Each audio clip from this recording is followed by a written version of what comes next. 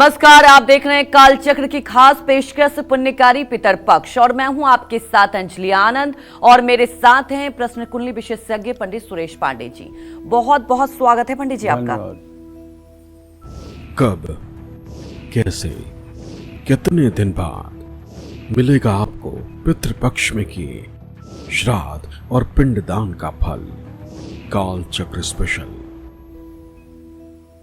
पितरपक्ष लगभग खत्म होने को है क्योंकि आज चतुर्दशी तिथि का श्राद्ध है और कल पितर विसर्जन अमावस्या है। ऐसे में आपके लिए कल का दिन पितरों की कृपा पाने के लिए और भी खास हो जाता है। तो 12 राशि वालों को पितर विसर्जन अमावस्या पर कौन से खास उपाय करके पितरों की कृपा के साथ साथ पितर दोष से मुक्ति मिल सकती है, ये तो हम आज पंडित जी से जानेंगे ही। साथ ही इस पितर पक्ष में जिन लोगों ने श्राद्ध और पिंडदान किया है उन्हें कब और कैसे मिलेगा इसका पूरा फल, किस तिथि को किया श्राद्ध, आपकी कौन सी मनोकामनाएं को जल्द ही पूरा करने वाला है, ये भी आज काल चक्र में पंडित जी आपको बताने वाले हैं। तो कहीं मत जाइए। इसके अलावा अगर आपका भी कोई सवाल है तो आप हमें फोन कर सकते हैं। हमारा नंबर है 012066524115। तो अब पंडित जी से ही जानते हैं कि किस तिथि में किया श्राद्ध आपकी कौन कौन सी मनोकामनाओं को पूरा करता है। तो चलिए सबसे पहले बात करते हैं उन लोगों की जिन्होंने इस पितर पक्ष में पूर्णिमा, प्रतिपदता और द्वितीया या तृतीया का श्राद्ध किया है। उनकी कौन सी मनोकामनाएं पूरी होंगी, ये पंडित जी से जानते हैं और समझते हैं। पंडित जी बताएं। देखो, श्राद्ध का मतलब ही है जो श्रद्धा से किया जाए। अगर श्रद्धा नहीं तो श्राद्ध नहीं। अगर आप फॉर्मेलिटी में श्राद्ध कर रहे हैं तो श्राद्ध हो ही नहीं सकता। और यदि आपके पास कुछ नहीं है, केवल जल है और पितरों के लिए श्रद्धा है, तो आप विश्वास करिए यही केवल पितरों को तर्पण जो है यही श्राद्ध बन जाएगा।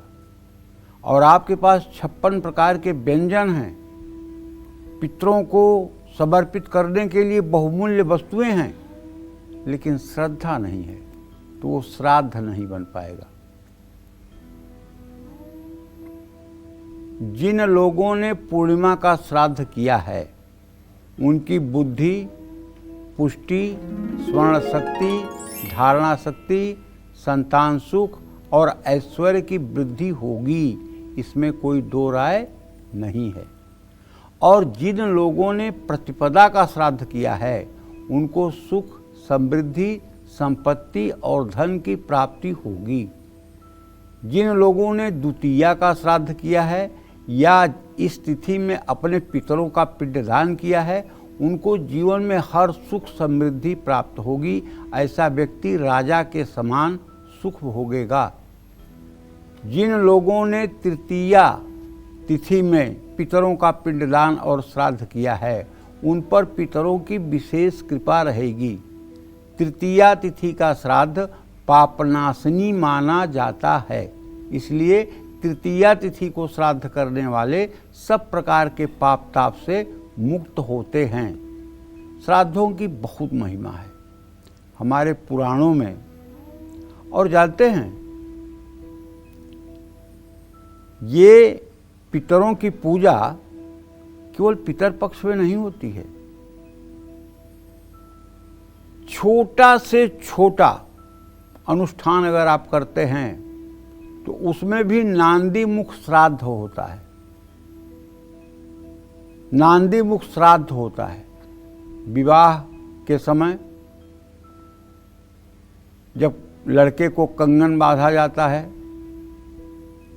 मातृका पूजन होता है, तो उसमें भी श्राद्ध की एक विधा है, नांदी मुख श्राद्ध। उसमें भी अपने सभी पितरों का आवाहन किया जाता है और पितरों की पूजा की जाती है। ये बात अलग है कि पंडित जी लोग ये पूजा कराते समय अपने यजमान को हाईलाइट करके ये बात नहीं बताते हैं कि ये आपके पितरों का आवाहन है या आपके पितर बुलाए जा रहे हैं। तो इसलिए इसको सामान्य रूप से करते सब लोग हैं, जानते नहीं हैं। और वर पक्ष और कन्या पक्ष दोनों घरों में पितरों का आवाहन होता है। और जब विवाह में मंडप के लिए वर कन्या दोनों जाते हैं तो दोनों जगह का जो पिंड बंद रहता है उसको खोला जाता है तो कहने का मतलब कि कोई पितरों का कार्य ऐसा नहीं कि अशुभ कार्य है और इसको शुभ कार्य में नहीं कर सकते हैं, शुभ कार्य में भी ये कार्य होता है। तो हमारे कहने का आशय ये है कि जो लोग पूर्णिमा से लेकर के और आज तक श्राद्ध नहीं कर पाए हैं किसी कारणवश, मान लीजिए आप परदेश हैं, मान लीजिए आप ऐसी जगह पे हैं कि आप नहीं कर पाए हैं श्राद्ध, नियमों का पूर्ण रूपेण पालन नहीं किए हैं, तो पितृ विसर्जन अमावस्या जो कल होगी, एक ऐसा दिन होगा जिस दिन आप पिंडदान और तर्पण करके अपने समस्त पितरों को उत्तम गति दे सकते हैं। और जो आपने 14 दिन पीछे श्राद्ध नहीं किया है उसका भी दोष समाप्त हो जाएगा, इसमें कोई दो राय नहीं है। कल अगर कोई व्यक्ति किसी पवित्र नदी के किनारे जाकर के गंगा, यमुना, सरस्वती, नर्मदा, कावेरी, सरयू किसी नदी के किनारे जाकर के अपना क्षौर कर्म करवा ले, अर्थात अपना दाढ़ी, मूछ, बाल एकदम साफ करवा ले और उसके बाद स्नान करके तर्पण करके और वहीं नदी के किनारे अपने पितरों को पिंडदान कर दे, तो आप विश्वास करिए 14 दिनों में यदि आपने पिंडदान तर्पण नहीं किया है तो वो सारा दोष समाप्त हो जाएगा और आपके पितर कृतकृत्य हो जाएंगे, तृप्त हो जाएंगे। अगर आपने 14 दिनों तक किया है, रोज ही पिंडदान का क्रम और विसर्जन किया है, तब भी आपको कल तो करना ही पड़ेगा, क्योंकि कल जो है वो मुख्य है। कल पितृ विसर्जन पर पिंडदान और तर्पण की क्रिया सभी जातकों के लिए, चाहे पितर किसी तिथि में शरीर छोड़े हों, लेकिन कल सबको करना है पितृ विसर्जन पर अपने पितरों के लिए तर्पण और पिंडदान। जय मां विंध्यवासिनी। तो देखिए, कल है पितर विसर्जन अमावस्या और ऐसे में कौन से खास उपाय करने से मेष राशि वालों को पितरों की कृपा के साथ साथ पितर दोष से मुक्ति मिलेगी, ये पंडित जी जानेंगे, क्योंकि आज सभी 12 राशि वालों के बारे में पंडित जी बताएंगे। तो ध्यान से देखिए आज का कालचक्र। कल अमावस्या है और कल आपके लिए बेहद खास दिन है, तो आज पंडित जी हर वो उपाय बता रहे हैं। पंडित जी बताएं। कल पितृ विसर्जन अमावस्या है। पितरों की कृपा पाने के लिए मेष राशि के जातकों से कहना चाहूँगा कि कल पीपल की 108 परिक्रमा कर लीजिएगा, दूध की खीर बनाकर पितरों के नाम से दान करिएगा, नंगे पैर शिव मंदिर जाइएगा, किताब और दवाइयाँ ज़रूरतमंद लोगों को दान कीजिएगा। पितृदोष के कारण परिवार और कार्य क्षेत्र में अगर लड़ाई झगड़े होते रहते हैं, कानूनी मामलों में अगर फंसते जा रहे हैं, तो कल पितृ विसर्जनी अमावस्या पर शिवलिंग पर सफ़ेद मंदार का फूल, धतूरा शिवलिंग पर जरूर चढ़ाएं और ओम अघोराय नमः इस मंत्र का जप करें। लेकिन ये सब क्रिया आपको एकदम प्रातःकाल संपन्न कर लेनी है, उसके बाद आपको पिंडदान की भी क्रिया करनी है। ये बात ध्यान रखिएगा। कल शंकर जी की उपासना से आपके बिगड़े काम तो बनेंगे, लेकिन पितरों को रूठ जाएं इस शर्त पर नहीं। तो कल पितरों के कार्य के लिए किसी पवित्र नदी के किनारे जा कर के, अगर पवित्र नदी नहीं है या बहुत दूर है तो भी घर से बाहर क्षौर कर्म जरूर करवाना चाहिए। जिनके माता पिता नहीं हैं उन्हें अपना बाल जरूर उतरवाना चाहिए। अगर पूरा बाल आप नहीं उतरवा रहे हैं तो इसका मतलब कि आप श्राद्ध कर्म में श्रद्धा नहीं रखते हैं और आप एक तरह से अशौच ही रहेंगे। अशौच माने अपवित्र ही रहेंगे। इसलिए कल क्षौर कर्म आवश्यक है जिनके माता पिता नहीं हैं। क्षौर कर्म के बाद तर्पण और पिंडदान करना चाहिए। ब्राह्मण, गाय, कुत्ता और कौआ को कुछ न कुछ आहार देने की कोशिश करनी चाहिए। सब में श्रद्धा रखनी चाहिए। इससे आपके जीवन का सर्वांगीण विकास शुरू होगा। जय मां विंध्यवासिनी। तो अब बात करते हैं वृषभ राशि की। वृषभ राशि वालों को कल पितर विसर्जन पर कौन से खास उपाय करने चाहिए, पितरों की कृपा के साथ साथ पितर दोष से मुक्ति मिलेगी, ये जानते हैं पंडित जी से, बताएं पंडित जी। देखिए, पितर दोष से मुक्ति के लिए कल वृषभ राशि वालों को पीपल के पेड़ की जड़ में पानी में दूध, गंगाजल, काला तिल, चीनी, चावल मिलाकर डालना चाहिए। अब कुछ लोग ये सोच रहे होंगे कि रविवार को तो पीपल को जल ही नहीं चढ़ाया जाता है, तो फिर पंडित जी क्यों कह रहे हैं? देखिए, कल जो है रविवार की महानता नहीं है, कल अमावस्या की महानता है और अमावस्या पर पीपल के पेड़ की पूजा होनी ही चाहिए।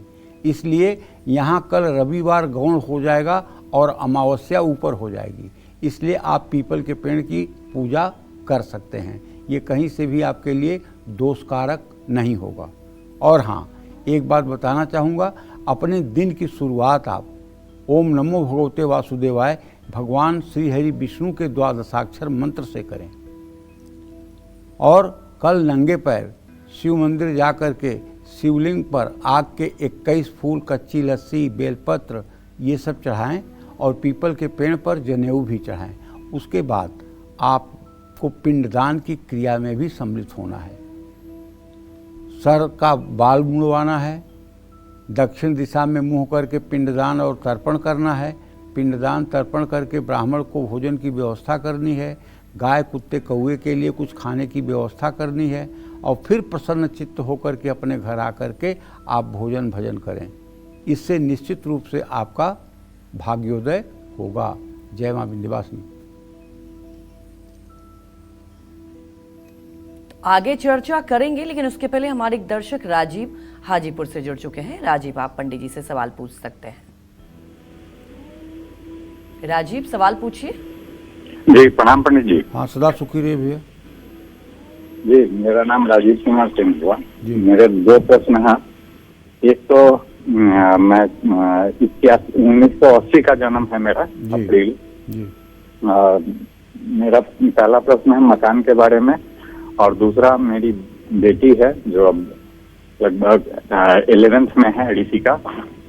उसका करियर किस फील्ड में होगा?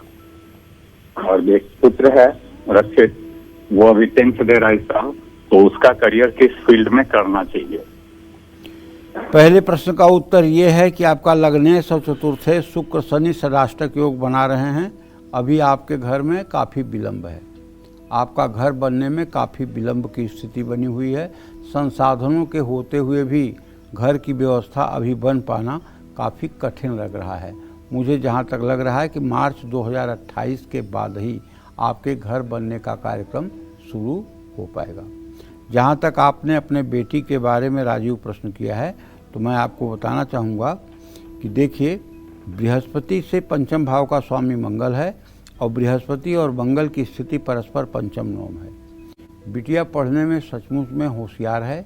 अगर इसको और अच्छे ढंग से गाइड किया जाए तो ये मैनेजमेंट के क्षेत्र में बहुत अच्छा कर सकती है, प्रशासनिक सेवा में भी जा सकती है। मतलब जैसी इसको गाइडलाइन मिलेगी वैसा ये कर सकती है, क्योंकि सद्गुण संपन्न और बहुत ही इंटेलिजेंट है। इसलिए इसके बारे में जितना अच्छा आप मार्गदर्शन कर पाएंगे उतनी ऊंचाई ये प्राप्त कर पाएगी। बेटा भी आपका बहुत छोटा है। इस विषय में यही कहूँगा कि शुक्र और शनि दोनों की स्थिति षडाष्टक योग की है। भले वो 10वीं क्लास में पढ़ रहा है, लेकिन पढ़ाई से उसका मन जो है भटक रहा है। वो अच्छी पढ़ाई करे, इसके लिए उससे कहिए कि वो नित्य दुर्गा चालीसा का पाठ किया करे और शनिवार के दिन पीपल के पेड़ के नीचे जा कर के एक दिया जलाया करे। इससे उसका पढ़ाई में मन लगेगा और आगे उसका भविष्य अच्छा होगा। जय मां विंध्यवासिनी। अगर आपने इस पितर पक्ष में चतुर्थी, पंचमी, षष्ठी तिथि का श्राद्ध किया है, तो आपके पितर आपकी कौन सी मनोकामनाओं को पूरा करेंगे, ये जानते हैं पंडित जी से, बताएं पंडित जी।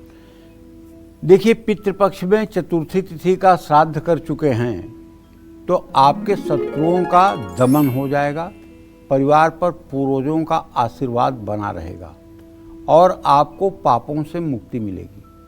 पंचमी तिथि का जिन लोगों ने श्राद्ध या पिंडदान किया है उनके जीवन में धन की कभी भी कोई कमी नहीं रहेगी और माँ लक्ष्मी की कृपा बनी रहेगी। षष्ठी तिथि पर श्राद्ध और पिंडदान करने से स्वर्ग में स्थान मिलता है और देवता भी प्रसन्न हो जाते हैं। एक बात मैं बताना चाहता हूँ। देखिए, ये 16 तिथियों में पिंडदान किया जाता है। अमूमन क्या है कि भगवान ने मनुष्य को जब पैदा किया तो एक सिस्टम बड़ा बढ़िया जोड़ दिया भगवान ने मस्तिष्क में। वो सिस्टम ये जोड़ा कि तुम्हारी याददाश्त जो है भूल जाए, क्योंकि हमने लाखों करोड़ों बार जन्म लिया है, और अगर हमें अपने लाखों करोड़ों बार के जन्मों का स्मरण होता कि मैं कहाँ पैदा हुआ था, कौन मेरा बेटा, कौन मेरी बेटी, कौन मेरा पिता, कौन मेरी माँ, तो आदमी एकदम पागल हो जाता। लेकिन भगवान ने सारी स्मरण शक्ति गायब कर दी है। बस एक स्मरण शक्ति बचा के रखते हैं। वो स्मरण शक्ति है कि बच्चा पैदा होते ही बिना किसी के सिखाए माँ के पास पहुँचते ही दूध खींचना शुरू कर देता है। ये केवल पूर्व जन्म के प्रारब्ध के अनुसार भगवान इसको नहीं भुलाए हैं, बाकी सब कुछ भुला दिए हैं। कितने जन्म आपके पिछले हुए हैं आपको पता है? नहीं पता है। अगर उन जन्मों का सब याददाश्त आपको हो और उन जन्मों के सारे दुख सुख आपके याद हो, अरे इस जन्म में तो थोड़ा सा कहीं अपमान हो जाए, बेइज्जती हो जाए, दुख हो जाए, तो उसको याद करके करके आप जले जा रहे हैं, मरे जा रहे हैं। अगर पूर्व जन्म का पूरा पोथा आपको याद हो जाएगा तो क्या हालत होगी। तो इसलिए मैं कहना चाहता हूं कि देखिए, श्राद्ध जो है वो श्रद्धा से किया जाता है, और श्राद्ध जब किया जाता है तो निश्चित रूप से आपको श्राद्ध रोज करना चाहिए। यदि आपके माता पिता नहीं हैं तो प्रायः लोग माता की तिथि पर और पिता की तिथि पर श्राद्ध कर लेते हैं। बाकी लोगों का याद नहीं है कि हमारे ग्रैंडफादर किस तिथि पर गए थे, ग्रैंड मदर किस तिथि पर गई थी, या भाभी नहीं हैं, या भैया नहीं हैं, या उनके पूर्वज नहीं हैं, तो वो तिथियां याद नहीं हैं। तो लोग करते क्या हैं? करते ये हैं कि नवमी तिथि का श्राद्ध कर लेते हैं, उसमें सारी माताएं आ जाती हैं, और पितृ विसर्जन के दिन श्राद्ध कर लेते हैं, उसमें सारे पितर आ जाते हैं। मतलब इतना शॉर्टकट मामला कर लेते हैं। जबकि करना ये चाहिए कि पूर्णिमा से लेकर के अमावस्या तक का हर दिन का श्राद्ध करना चाहिए। और ज्ञाता ज्ञात नाम लेकर मत करिए, ज्ञाता ज्ञात जो भी हमारे पितर हैं, हमें ज्ञात हैं या वो हमसे अज्ञात है, उन सब के लिए मैं पिंडदान और तर्पण कर रहा हूँ। ये क्रिया 15 दिन की करनी चाहिए।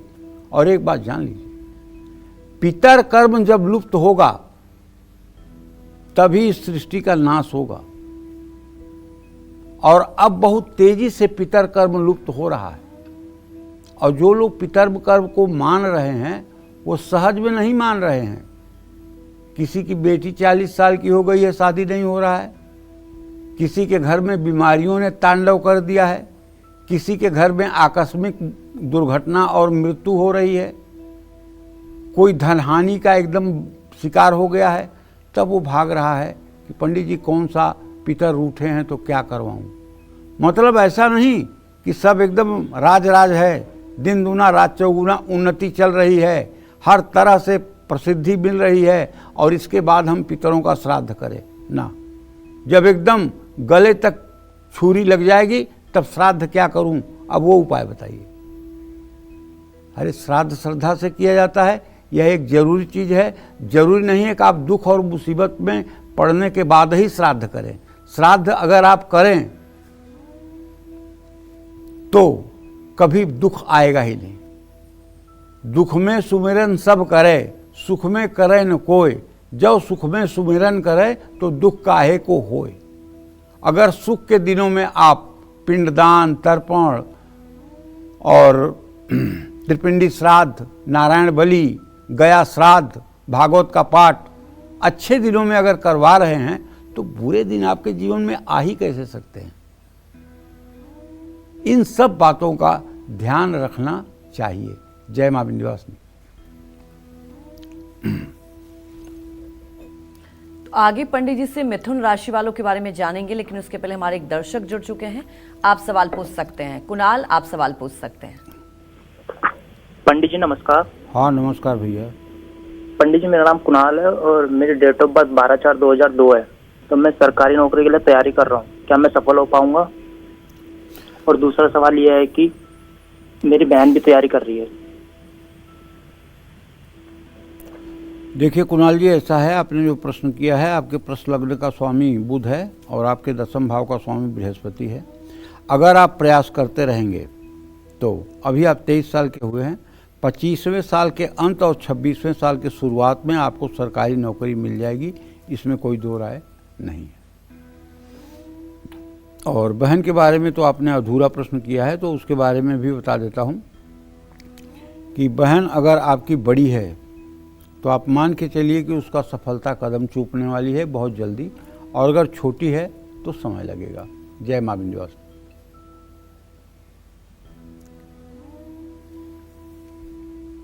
तो चलिए अब पंडित जी से जानते हैं कि मिथुन राशि वालों को कल पितर विसर्जन पर कौन से खास उपाय करने चाहिए और जिससे पितरों की कृपा के साथ साथ पितर दोष से मुक्ति भी मिलेगी, ये जानते हैं पंडित जी से। बताएं पंडित जी। देखिए, हमारे समाज में पितर कार्य और देव कार्य, पितर कार्य और देव कार्य दोनों का महात्म है। पितरों को जब हम कव्य देते हैं तो उसमें हम अंत में बोलते हैं स्वधा। क्या बोलते हैं? स्वधा। अग्निदेव की दो पत्नियां हैं, स्वाहा और स्वधा, और दोनों पत्नियां करती हैं कि अग्निदेव में जो आहुति पड़ती है उस आहुति को ले जाकर के अगर देवताओं के लिए स्वाहा करके आहुति पड़ती है तो उसको अग्निदेव की पत्नी स्वाहा ग्रहण करके और उस देवता तक पहुंचाती है। ये हमारे शास्त्रों की मान्यता है। आगे भगवान जाने, मैं कोई त्रिकालदर्शी नहीं हूँ, लेकिन जो शास्त्रों में लिखा हुआ है, जो शास्त्र कहते हैं, जो गुरुजनों के मुख से सुना हुआ है, वही बात मैं बोल रहा हूँ। जब आप देवताओं के लिए हव्य अग्नि में डालते हैं और अंत में स्वाहा बोलते हैं तो अग्नि की पत्नी स्वाहा उस हवन के पुण्य को ले जा करके उस देवता को पहुंचाते हैं। जिस देवता के लिए भी आप हवन करेंगे, इंद्र के लिए आप करेंगे, प्रजापति के लिए करेंगे, विष्णु के लिए करेंगे, शिव के लिए करेंगे, रामकृष्ण हरि के लिए करेंगे, वहाँ स्वाहा ले जा करके आपका वो फल पहुँचा देगी। इसी तरह से जब पिंडदान होता है तो पिंडदान और तर्पण में जब स्वधा शब्द का उच्चारण होता है तो अग्निदेव की दूसरी पत्नी स्वधा जो हैं, ये ले जाकर के आपका पुण्य, आपके उत्तम कार्य को आपके पितरों तक पहुंचाती हैं। ये स्वधा का कार्य है।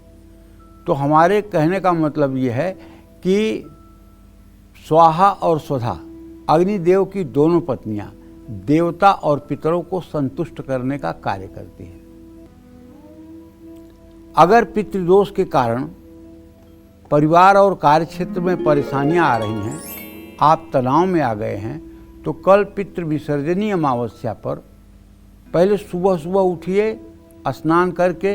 देखिए, मैं ये कहना चाहता हूँ, दिन में 10 बजे के पहले जो पूजा होती है वो देवताओं के लिए होती है, और दिन में 12 बजे के बाद जो पूजा होती है वो पितरों के लिए होती है। समय पहले से निर्धारित है, ये बात पक्की समझ लीजिए। चाहे त्रिपिंडी श्राद्ध हो, चाहे नारायण बलि हो, और चाहे कोई और दूसरा पितरों के लिए अनुष्ठान हो, इसको प्रातः काल नहीं करना चाहिए, बल्कि इसको दिन में 10 बजे के बाद ही करना चाहिए। और जितने देव कार्य हैं उसको एकदम प्रातः कर लेना चाहिए, क्योंकि देव कार्य दोपहर में या दोपहर के बाद तभी किया जा सकता है जब उसकी शुरुआत प्रातः काल से हुई हो। तो ये भी बात समझ करके रखनी चाहिए। तो जैसे कल पितृ विसर्जनी अमावस्या पर शिवलिंग पर दूध अर्पित करके ओम तत्पुरुषाय नमः मंत्र का जप करके, और कल मिथुन राशि के जातक पितृ विसर्जनी अमावस्या पर पितरों की कृपा पाने के लिए भगवान श्री हरि विष्णु के भी मंदिर जाएं और कुशोदक से भगवान शिव का रुद्र सूक्त पढ़ते हुए अभिषेक करें। कुशोदक कहते हैं एक बाल्टी पानी में थोड़ा सा कुसा आपने डाल दिया तो उदक माने होता है पानी, कुशोदक माने कुश का पानी, तो वह उससे अभिषेक कर दिया। इसी तरह से शालिग्राम की शिला का पूजन करके तुलसी समर्पित करनी चाहिए। आप जानते हैं शालिग्राम की शिला का महत्व, अगर शालिग्राम की शिला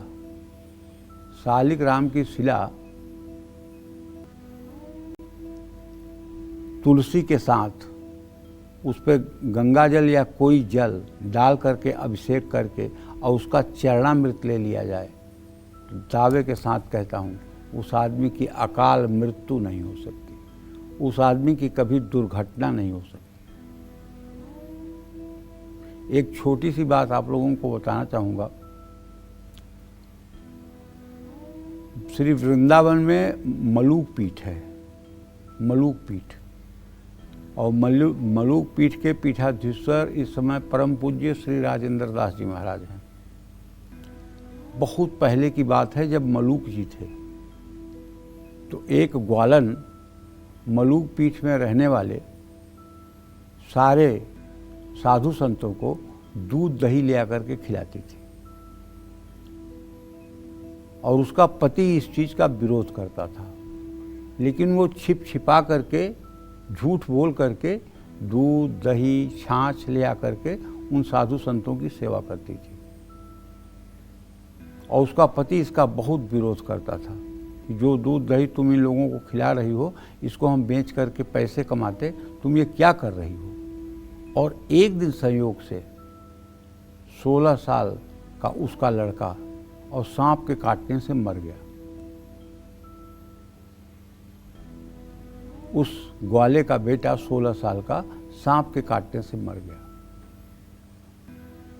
ग्वाले ने बेटे की मतलब कि डेड बॉडी को उठाया, मृत शरीर को, और ले आकर मलूक पीठ पर रख दिया और अपने पत्नी से कहा इन्हीं लोगों को रोज़ खिला रही है ना, तो ये बेटा जिंदा करवा इन लोगों से, और अगर बेटा जिंदा ना हुआ तो कल तुम्हें भी इसके साथ जला दूंगा। अब वो ग्वालन आई, मलूक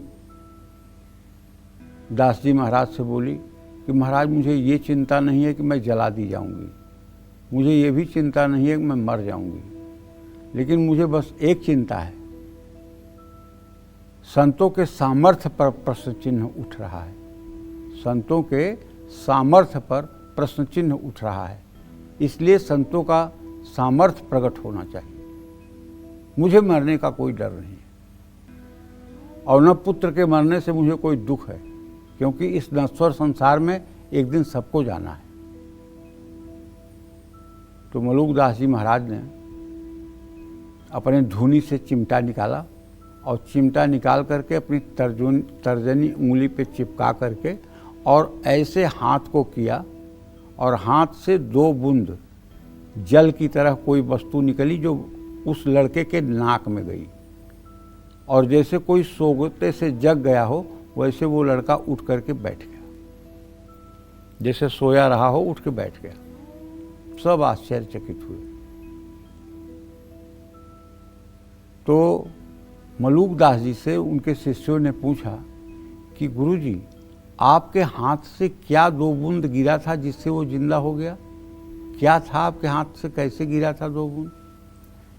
तो उन्होंने जवाब दिया कि मेरे पास राम नाम के अलावा कुछ है ही नहीं है, न इस शरीर में हाड़ है, न इस शरीर में मांस है, न इस शरीर में मज्जा है, न शुक्र है, कुछ नहीं है, केवल इस शरीर में राम नाम ही है और ये राम नाम ही उसके जल की बूंदों के रूप में उसके अंदर गया है और वो जीवित हो गया है।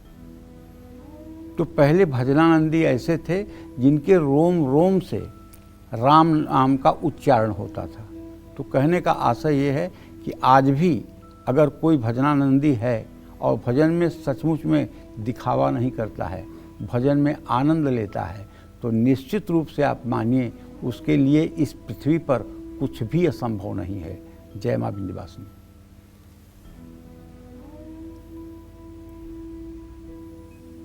तो चलिए पंडित जी से जानते हैं कल कर्क राशि वालों को पितर विसर्जनी अमावस्या पर कौन से खास उपाय करने से पितरों की कृपा के साथ साथ पितरदोष से भी मुक्ति मिलेगी, ये जानते हैं पंडित जी से। बताएं पंडित जी। देखिए, कल कर्क राशि के भी जातकों को चाहिए कि भगवान शिव के शिवलिंग पर जल चढ़ाकर महामृत्युंजय मंत्र जपें। अपने भोजन का पहला हिस्सा गाय कुत्ते कौवे को जरूर निकालें। पितर दोष के कारण सेहत अगर बहुत समय से खराब चल रही है तो कल पंचमुखी शिवलिंग पर शहद का लेप करके गंगा जल से अभिषेक करें। रुद्र सूक्त का पाठ जरूर करें। गेहूं के आटे की गोलियां बनाकर मछलियों को डालें। इन सब चीज़ों से लाभ होता है, लेकिन ध्यान रखिएगा शिव की पूजा थोड़ी कम हो जाएगी तो सब चल जाएगा, ना भी करेंगे तो भी चल जाएगा, लेकिन कल पितरों की पूजा को अगर भूल गए तो फिर चलने वाला नहीं है। क्योंकि पूरे वर्ष से वो पल पल इंतजार करते हैं कि कब पितृ विसर्जनी अमावस्या होगी, कब मेरे कुल का कोई दीपक आएगा और हमारे लिए पिंडदान करेगा और जिससे हमें संतुष्टि मिलेगी।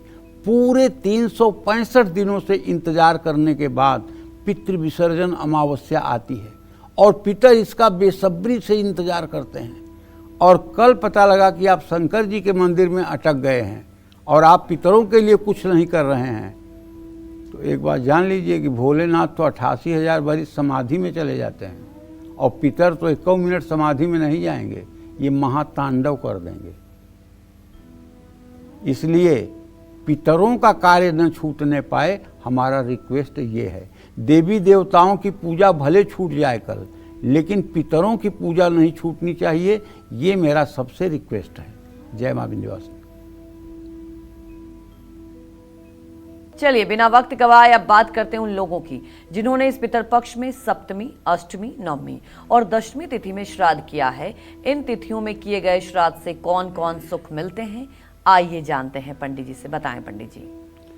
देखिए, जिन लोगों ने पितृपक्ष में सप्तमी तिथि का श्राद्ध किया है उनको कई यज्ञों के समान पुण्य फल मिलेगा। पितर प्रसन्न होकर पूरे परिवार को आशीर्वाद देंगे। जिन लोगों ने पितृपक्ष में अष्टमी तिथि का श्राद्ध किया है उनको जीवन की हर सुख सुविधा प्राप्त होगी, कलेश से मुक्ति मिलेगी, उनको संपूर्ण सिद्धियां भी पितरों की कृपा से मिलेगी। नवमी तिथि में जिन लोगों ने श्राद्ध और पिंडदान किया है उनको इसका लाभ मिलेगा। वैवाहिक जीवन में दिखाई देगा लाभ। अविवाहित लोगों को सुंदर और गुणी जीवन संगिनी मिलेगी। जिन लोगों ने दशमी तिथि का श्राद्ध किया है उनको ब्रह्म तत्व का आशीर्वाद प्राप्त होगा। इसके साथ ही उनके जीवन में कभी भी धन की कमी नहीं होगी। माँ लक्ष्मी का उनके घर में अस्थायी वास होगा। देखिए, सही बात जान लीजिए कि अगर पितर सचमुच में प्रसन्न हों और पितरों को संतुष्टि मिले तो एक बार भाग्य कमज़ोर भी होगा तब भी जीवन उत्कृष्ट हो जाएगा, इसमें कोई दो राय नहीं। अगर किसी आदमी को ऐसा बुखार आता हो कि टेम्परेचर 99 पे रहता हो, न तो 100 जाता हो और न तो 98.4 आता हो, 99 रहता हो, मतलब हर समय बुखार की मात्रा बनी रहती हो, मुंह में थूक बनना बंद हो जाए, किसी चीज़ में स्वाद न आए, खाने की इच्छा समाप्त हो जाए और ये बुखार 4-6 महीने 8 महीने लगातार बना रहे, दवाइयाँ काम न करें, आप जानते हैं ये क्या है? ये पिशाच ज्वर है। पिशाच ज्वर है।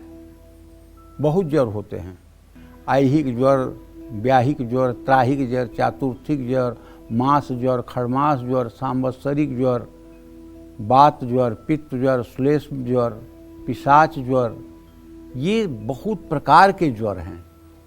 इसको पिशाच ज्वर कहते हैं जो बहुत दिनों तक चलता है। इसका भी उपाय जो है वो पितरों का श्राद्ध है।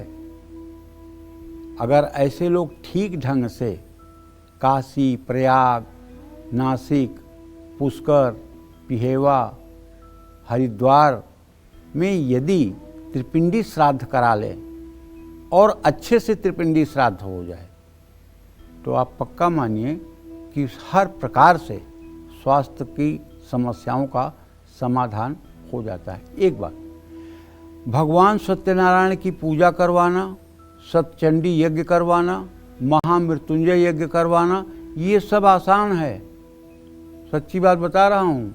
लेकिन श्राद्ध कर्म कराना इतना आसान नहीं है।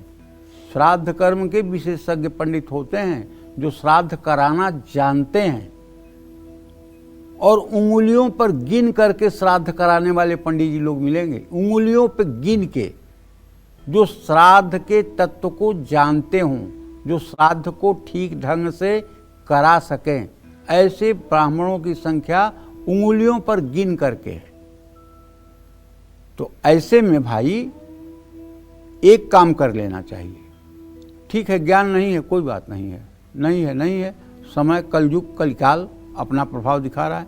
काशी से छपी हुई जो किताबें हैं श्राद्ध की, जैसे त्रिपिंडी श्राद्ध पद्धति, नारायण बलि पद्धति, ये काशी के विद्वानों की जो छपी हुई पुस्तकें हैं, आप उस पुस्तक को जैसे सब सामान खरीदते हैं वैसे पुस्तक भी खरीद लीजिए, और पुस्तक खरीद करके जो पंडित जी जा रहे हैं करवाने के लिए उनके हाथ में पकड़ा दीजिए और उनसे कहिए महाराज इसमें जैसे जैसे एक एक लाइन लिखा हुआ है वैसे वैसे आप कराते जाइए, मैं करते जाऊंगा। तो उसमें सारी विधि लिखी हुई है, कब सभ्य होगा, कब अपसभ्य होगा, कब मोटक जल लिया जाएगा, कब तर्पण होगा, उसमें एक एक चीज विधि से लिखी हुई है। और अगर उसको पढ़ करके लोग करा देंगे और मंत्र कम भी पढ़ पाएंगे तब भी आपका श्राद्ध पूर्ण रूपेण सफलता को प्राप्त होगा। इसलिए ये बात मैं आपको बता रहा हूँ कि श्राद्ध कर्म जानने वाले पंडितों की संख्या उंगलियों पर गिन करके है। विश्वास करिए, उंगलियों पर गिन करके है। सत्य बता रहा हूँ आपको, क्योंकि श्राद्ध कर्म की शिक्षा लेने में किसी का इंटरेस्ट नहीं है। तो बस अगर किताब रहेगी आपके पास और किताब पंडित जी को आप दे करके कहेंगे कि इसी माध्यम से ऐसा ब्राह्मण देव आप कराइए, तो शायद सारा सिस्टम ठीक से हो जाएगा। जय मां विंध्यवासिनी। तो बारी आती है सिंह राशि वालों की। सिंह राशि वालों को कल पितर विसर्जनी पर कौन से खास उपाय करने चाहिए? पितरों की कृपा के साथ साथ पितरदोष से मुक्ति मिलेगी या नहीं, ये पंडित जी से जानते हैं कि आप कौन से उपाय करें, बताएं पंडित जी। पितर दोष से मुक्ति पाने के लिए आज गीता के 11वें अध्याय का पाठ करिए, बरगद के पेड़ की पूजा करिए, और पितर दोष के कारण परिवार में अगर तनाव और अशांति है तो कल गाय के दूध से शिवलिंग का अभिषेक भी कर दीजिए। ओम सद्यो जाताय नमः इस मंत्र का जप करिएगा। शिवलिंग पर जनेऊ का जोड़ा जरूर चढ़ाइएगा। आप ये सोच रहे होंगे कि कल पितृ विसर्जन का कार्य है तो पंडित जी क्यों बार बार शिव जी की पूजा बता रहे हैं, भगवान विष्णु की पूजा बता रहे हैं? अरे देखिए, ऐसा है, जब आप श्राद्ध करते हैं, त्रिपिंडी श्राद्ध करते हैं, तो त्रिपिंडी श्राद्ध में आप पितरों की पूजा नहीं करते हैं, आप करते हैं पूजा ब्रह्मा विष्णु महेश की, ब्रह्मा की, विष्णु की और शिव की। एक पीतल के कलश पर सोने की विष्णु की प्रतिमा स्थापित की जाती है, पीले कपड़े से आवेष्टित करके, और स्टील के एक घड़े पर चांदी की प्रतिमा स्थापित की जाती है ब्रह्मा की, और एक तांबे के कलश पर तांबे के प्रतिमा भगवान शिव की स्थापित की जाती है। और भगवान विष्णु सतोगुणी प्रेतों के मालिक हैं और विष्णु रजोगुणी प्रेतों के मालिक हैं और शिव जी तमोगुणी प्रेतों के मालिक हैं। तो जो भगवान श्री हरि विष्णु को पिंडदान बनता है वो जौ के आटे का बनता है, उसमें शहद, घी और थोड़ा सा खोया मिला करके, इत्र मिला करके तब वो पिंड तैयार किया जाता है। और जो ब्रह्मा को किया जाता है वो चावल का आटा, उसमें घी, थोड़ा सा शहद और थोड़ा सा इत्र डाल करके जो तैयार किया जाता है वो ब्रह्मा के लिए तैयार किया जाता है।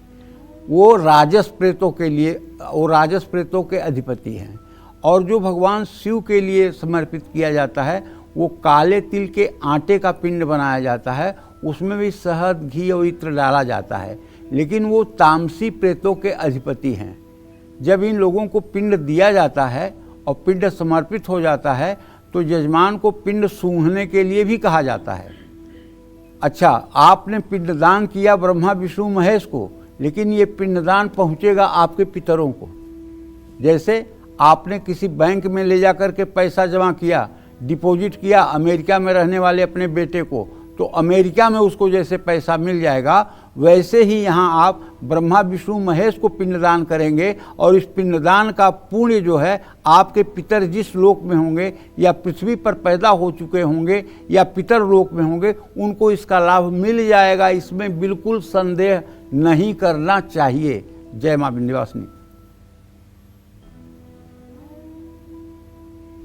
अगर आपने भी इस पितर पक्ष में एकादशी, द्वादशी और त्रयोदशी तिथि में अपने पितरों का श्राद्ध पिंडदान किया है तो भविष्य में इसका फल आपको कब और कैसे मिलेगा, आइए जानते हैं। बताएं पंडित जी। देखिए, एकादशी तिथि का श्राद्ध करना बहुत महत्वपूर्ण माना जाता है। एकादशी तिथि ही अपने आप में अद्वितीय है। इस तिथि में जिन भी लोगों ने श्राद्ध या पिंडदान किया है उनको सभी वेदों के पढ़ने के बराबर लाभ प्राप्त होगा। ऐसे लोग अनजाने में किए पापों से मुक्त हो जाएंगे और साथ में ऐश्वर्य की प्राप्ति भी होगी। द्वादशी का श्राद्ध जिस भी व्यक्ति ने किया है उसको जीवन में कभी अन्न की कमी नहीं होगी, जीवन सुखपूर्वक व्यतीत होगा, आत्मा संतुष्ट रहेगी, परिवार और राष्ट्र का कल्याण होगा। त्रयोदशी तिथि पर जिन लोगों ने श्राद्ध और पिंडदान किया है उनकी बुद्धि उत्तम, सेहत दीर्घायु, ऐश्वर्य की प्राप्ति होगी। इस तिथि में किया गया श्राद्ध संतान सुख की प्राप्ति कराता है। जय मां विंध्यवासिनी।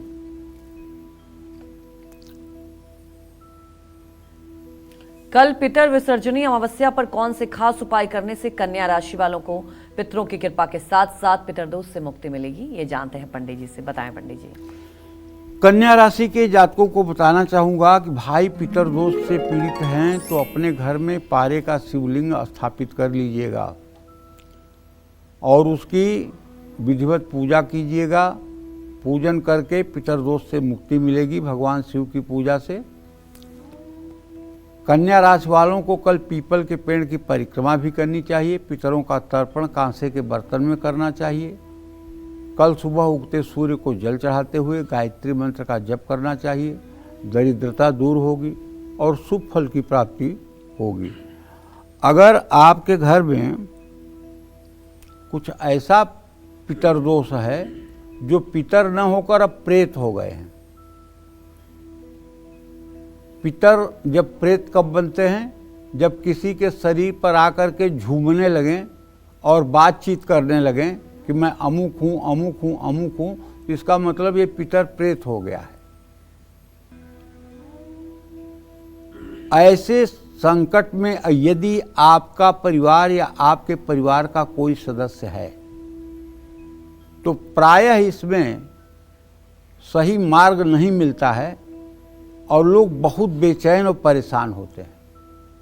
आपको एक उपाय बताता हूँ। उपाय ये है कि यदि आपके घर में कभी दुर्भाग्यवश ऐसा कुछ हो जाए कि किसी बच्चे, बच्ची या पुरुष, स्त्री का स्वास्थ्य इस तरह से खराब हो जाए कि उस पर कोई मृत व्यक्ति की आत्मा आकर बोलने लगे, तो आपको चाहिए कि एक श्रीमद् भागवत, देवी भागवत महापुराण खरीद लीजिए और श्रीमद् देवी भागवत महापुराण के 12वें स्कंध के पहले अध्याय से 6वें अध्याय तक का संस्कृत में रोज सुबह शाम दुर्गा जी की पूजा करके और वो पाठ करिए।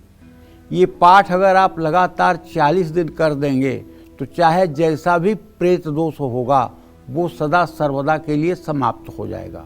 और अगर इस क्रिया को आप 1 साल तक लगातार कर दें तो आपके कुल में कभी भूत प्रेत का दोष दिखाई ही नहीं देगा। ये बहुत ही अमृत तुल्य कार्य है, इसलिए मैंने इसको प्रसंग न होते हुए भी बताने की कोशिश की है। जय मां विंध्यवासिनी।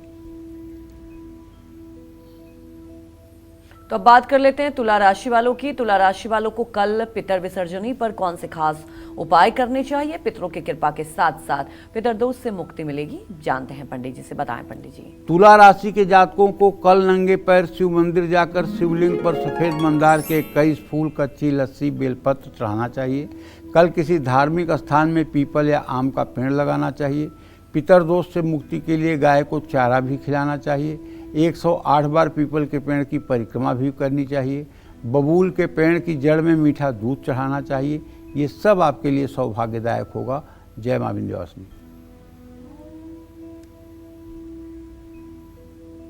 आज चतुर्दशी तिथि है और कल पितर विसर्जन अमावस्या है, तो ऐसे में अगर आप इन 2 तिथियों में श्राद्ध करने वाले हैं तो आपको क्या फल मिलेगा, ये जानते हैं पंडित जी से। बताएं पंडित जी। आज चतुर्दशी तिथि का श्राद्ध है। आज जो भी व्यक्ति पितरों का श्राद्ध और पिंडदान करेगा उसको और उसके परिवार को अकाल मृत्यु से रक्षा होगी। श्राद्ध की सभी तिथियों में अमावस्या तिथि का श्राद्ध विशेष महत्व रखता है। कल अमावस्या तिथि का श्राद्ध जो व्यक्ति करेगा उसको पितर दोष से मुक्ति मिलेगी। पितृ विसर्जनीय अमावस्या के दिन अगर संभव हो तो किसी पवित्र नदी के तट पर अपने बाल उतरवा कर स्नान करके पिंडदान और तर्पण की प्रक्रिया पूरी करें। दक्षिण दिशा की ओर मुंह करके सारा कर्म करें। ब्राह्मण को सामर्थ्य के अनुसार अन्न वस्त्र धन देना चाहिए। ये सभी राशि के लोगों को करना चाहिए, किसी एक राशि के जातकों के लिए नहीं है। जय मां विंध्यवासिनी। अब बारी आती है वृश्चिक राशि वालों की। कल पितर विसर्जनीय अमावस्या पर कौन से खास उपाय करने से वृश्चिक राशि वालों को पितरों की कृपा के साथ साथ पितर दोष से मुक्ति मिलेगी, बताएं पंडित जी। पितरों की कृपा पाने के लिए कल पीपल की 108 परिक्रमा कर लीजिए। दूध की खीर बनाकर पितरों के नाम से दान कर दीजिए। नंगे पैर शिव मंदिर जाइए। किताब और दवाइयाँ जरूरतमंद लोगों में बांट दीजिए। पितर दोष के कारण परिवार और कार्य क्षेत्र में अगर लड़ाई झगड़े हो रहे हैं, कानूनी मामलों में आप फंसते जा रहे हैं, तो कल पितृ विसर्जन अमावस्या पर शिवलिंग पर सफ़ेद मंदार का फूल धतूरा शिवलिंग जरूर चढ़ाएं। ओम अघोराय नमः मंत्र का जप करें। जय मां विंध्यवासिनी। चलिए बात कर लेते हैं धनु राशि वालों की कि कल पितर विसर्जनीय अमावस्या पर कौन से खास उपाय करने से धनु राशि वालों को पितरों की कृपा के साथ साथ पितर दोष से मुक्ति मिलेगी, जानते हैं पंडित जी से। बताएं पंडित जी। धनु राशि के जातकों को अपने पितरों की कृपा पाने के लिए कल गाय को 5 तरह के फल खिलाने चाहिए और संभव हो तो पितर पूजा से निवृत्त होने के बाद सायंकाल मां महाकाली की भी पूजा करनी चाहिए। पितर दोष की शांति के लिए पितृसूक्त का पाठ कम से कम 8 बार करना चाहिए। पंचामृत से शिवलिंग का अभिषेक भी कर सकते हैं और कल पितृ विसर्जन अमावस्या पर ओम ईशानाय नमः इस मंत्र का यथासंभव जप भी करना चाहिए। जय मां विंध्यवासिनी। आगे मकर राशि वालों के बारे में जानेंगे, लेकिन उसके पहले हमारे एक दर्शक इंदौर से जुड़ चुके हैं। आप अपना नाम बताएं, उसके बाद पंडित जी से सवाल पूछ सकते हैं। नमस्ते पंडित जी, आपको कोटि कोटि प्रणाम पंडित जी। हाँ, खुश रहिए।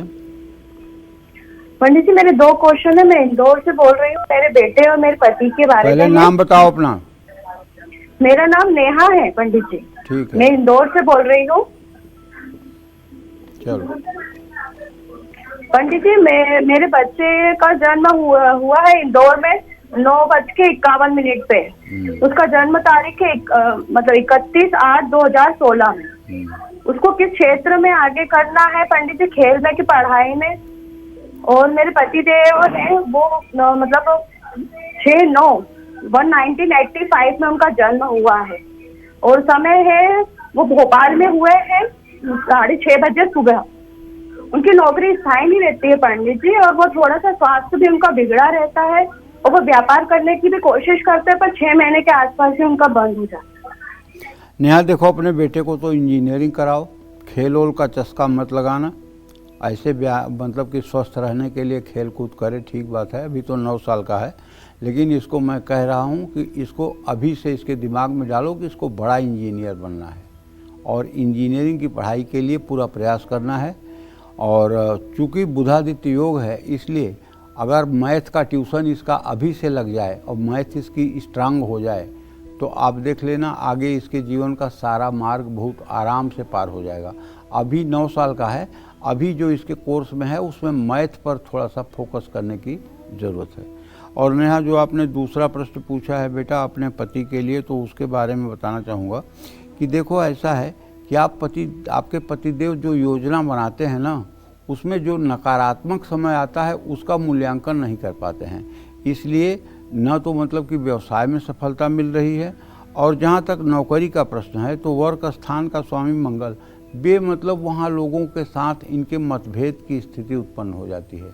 इनको चाहिए कि रोज़ हनुमान चालीसा और बजरंग बाण का पाठ किया करें और मंगलवार के दिन किसी हनुमान मंदिर में जाकर के लड्डू और तुलसी के पत्ते चढ़ाया करें। कुछ दिनों तक अगर ये उपाय करेंगे तो जीविका में स्थायित्व आएगा। जय माँ विंध्यवासिनी। तो चलिए बात कर लेते हैं मकर राशि वालों की। कल पितर विसर्जनी अमावस्या पर कौन से खास उपाय करने से मकर राशि वालों को पितरों की कृपा के साथ साथ पितर दोष से मुक्ति मिलेगी, जानते हैं पंडित जी से। बताएं पंडित जी। कल मकर राशि वालों को नीलकंठ स्तोत्र का पाठ करना चाहिए। दक्षिण दिशा की ओर मुंह करके पितरों का पूजन तर्पण करना चाहिए।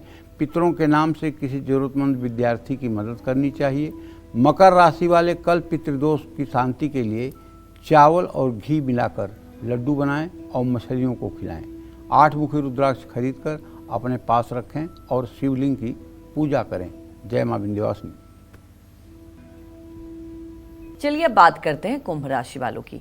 कल पितर विसर्जनी अमावस्या पर कौन से खास उपाय करने से कुंभ राशि वालों को पितरों की कृपा के साथ साथ पितरदोष से मुक्ति मिलेगी, ये जानते हैं पंडित जी से। बताएं पंडित जी।